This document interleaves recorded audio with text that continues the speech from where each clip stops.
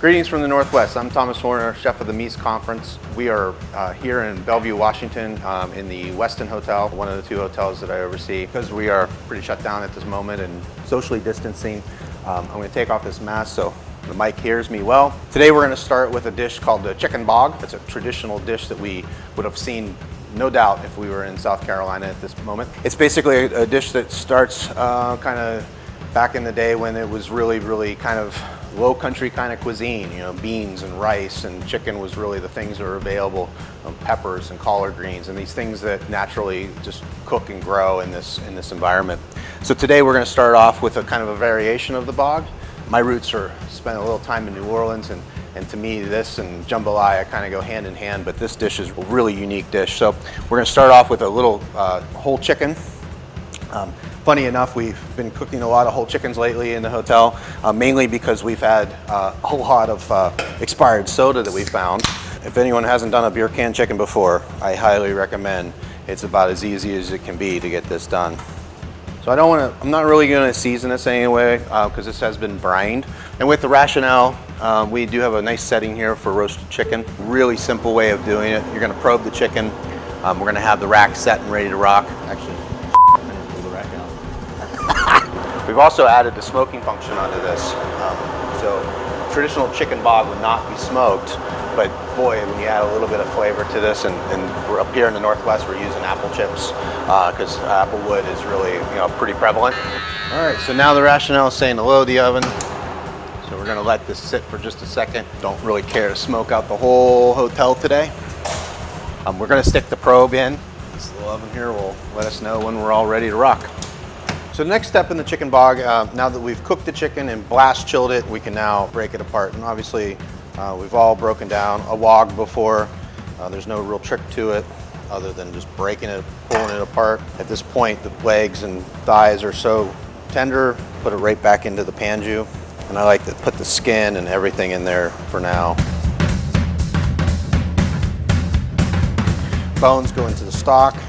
What we found here during COVID was that we really needed to have some family options so that we could do some meals to go as part of a revenue stream. So we tried that since our hotel is in a mixed use building. Get all that good meat off the bones as much as you can.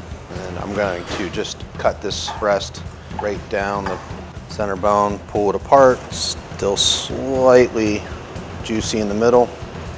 Reserve this breast for the final dish.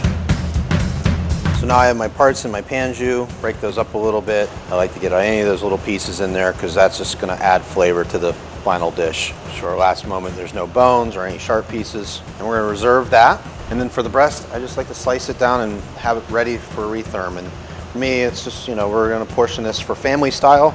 So some pretty hefty pieces so people don't have to work too hard for it. And we're going to just reserve that to retherm later. We're going to get stock going real quick. And we're going to start with some oil in the pan and garlic. Once our garlic starts to sizzle a little bit, we're just going to put in our mirepoix. And bog is really, all it is basically a wet jambalaya. The easiest way to explain it. What makes it nice is that it's very easy to retherm. So doing this kind of a style of a dish for takeout and retherm worked quite nicely over the summer when we were doing that, and there were no restaurants available to any of our customers in our mixed-use space. A little salt and pepper, and we'll let those vegetables saute. All right, now you got nice caramelization on these vegetables. I'm going to put some rice in, give it a little coat of all the remaining oil that's in the pan, and start to hit it with some stock. So we're going to use the plated banquet setting on this one. It works really well for chicken. We're going to reload. And I'm going to shut it. Rice is almost there, yet you can see it's still a little wet. I like it boggy. So I'm going to add just a touch of little stock and the remnants of the pulled chicken and panju. Give that a quick stir. Add my herbs. Big difference between jambalaya and bog is no tomato product, and it's real heavy on the kitchen herbs. Really anything and everything can go in that as far as an herbaceousness. You want that fresh, herbaceous flavor. Finish this dish up. I have some beautiful summer sausage from Olympia Provisions down in Portland. Any kind of good summer sausage or sauce sausage will do. We get a nice little sear, heat that up. To finish this dish, you want it nice and soupy like. That's why it's called the bog. We'll put that into the dish.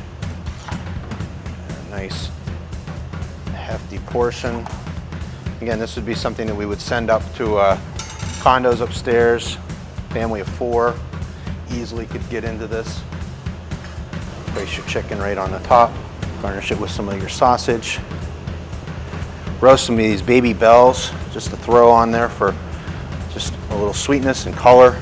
Really make this dish pop, and then just finish it with some fresh scallions.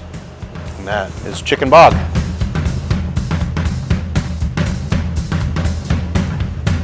Well, thanks for joining us in the virtual kitchen for Mise, and look forward to having you join us next year in person. Please make sure to check out the other chefs in our kitchen here and some wonderful ideas and recipes from all of our sponsors. Thank God for TV.